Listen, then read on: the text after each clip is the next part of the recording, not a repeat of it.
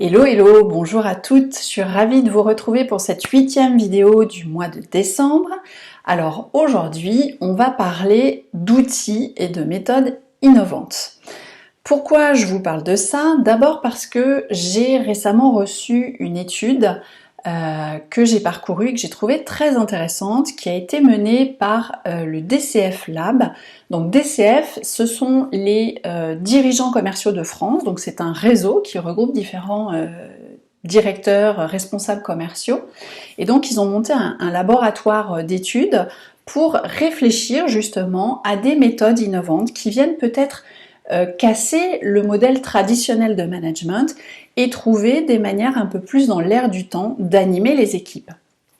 Donc ce travail a été fait en plusieurs étapes et notamment ils ont interrogé à la fois des managers d'équipe mais à la fois des managers, des salariés d'entreprise pour les faire réfléchir ensemble à des idées justement d'innovation en matière de management. Ils ont ressorti, je crois, une 50aine d'idées quand même. Et DCF Lab a fait le pari de mettre en place dans des entreprises pendant quasiment 1 an, et bien 6 de ces innovations pour voir un petit peu comment ça se passe. Donc aujourd'hui, je vous propose d'échanger, de vous partager une de ces innovations et on aura l'occasion, je pense, dans de prochaines vidéos, je vous parlerai d'autres pistes d'innovation, mais je trouvais celle-ci intéressante. Alors allons-y. Donc dans ces outils innovants, le groupe de travail a réfléchi à des outils plutôt collaboratifs et on a sélectionné 3. Le premier s'appelle Slack, c'est un outil de messagerie instantanée collaborative. Le deuxième, c'est plutôt un réseau social qui s'appelle WhatsApp, que certains d'entre vous connaissent bien, et qui a été utilisé autant Slack, cette fameuse messagerie dont je parlais juste avant, a été utilisée par toute l'entreprise, autant WhatsApp a été créé plutôt service par service, donc il y a eu des sous-groupes qui ont été créés.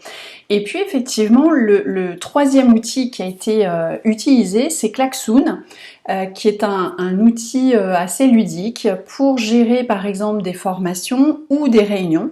Et là effectivement, dans les entreprises où il a été testé, il servait de support aux réunions pour permettre à chacun d'exprimer ses idées, de proposer des choses et d'interagir en fait beaucoup plus facilement. Alors, les retours suite à la mise en œuvre de ces outils, eh bien, les retours sont plutôt positifs, il y a eu de réels bénéfices. Le premier bénéfice, c'est déjà d'utiliser des outils un peu ludiques, donc ça permet aussi plus facilement d'avoir envie d'interagir. Beaucoup de collaborateurs ont dit qu'ils avaient eu plus facilement la possibilité de s'exprimer, de donner des idées, d'être créatifs. Donc ça a été vraiment un gain pour l'équipe, pour le service et pour le manager. Un autre bénéfice, c'est un réel gain de temps et aussi une certaine réactivité parce que finalement ces outils sont téléchargeables sur des smartphones. Donc ça permet de les utiliser en situation mobile, un peu n'importe quand, on n'est pas obligé d'être devant son ordinateur, et donc ça a permis de gagner beaucoup en réactivité dans les échanges. Ce sont les principaux bénéfices qui ont été constatés, et ça a eu effectivement pas mal d'avantages. Maintenant, il faut être honnête, il y a aussi des risques, et les risques qui ont été identifiés, le premier c'est de se dire finalement, parfois, les personnes ont passé plus de temps à utiliser l'outil pour l'outil, parce que c'était fun, parce que c'était innovant, plutôt que de se concentrer sur l'importance du message, l'intérêt des idées et le fond de ce qui était noté dans les échanges. Donc ça, c'est un premier risque. Le deuxième risque, c'est de passer du temps quand même à chatter, à échanger et finalement à se perdre un petit peu. Et puis un autre risque aussi dans les dérives, c'était de se dire finalement il y a plein d'idées qui fusent de partout, mais est-ce que vraiment elles sont suivies d'action? Est-ce que vraiment on arrive à les mettre en œuvre? Donc c'est important d'avoir conscience que pour mettre en place ce type d'outils innovants, ça va demander un travail particulier de la part du manager, et ça fait partie d'un acte managérial à part entière, c'est d'abord de définir précisément le cadre en se disant quel outil on va utiliser pour quel enjeu, qu'est-ce qu'on veut en retirer, en retenir, définir des règles aussi de bonne pratique. Et puis, pour que ça fonctionne, eh bien clairement, il faut que toute l'entreprise soit investie dans ce projet-là. Donc ça veut dire que même au niveau de la direction, il faut que tout le monde soit OK et participe, ou en tout cas valide l'utilisation de ce type de support.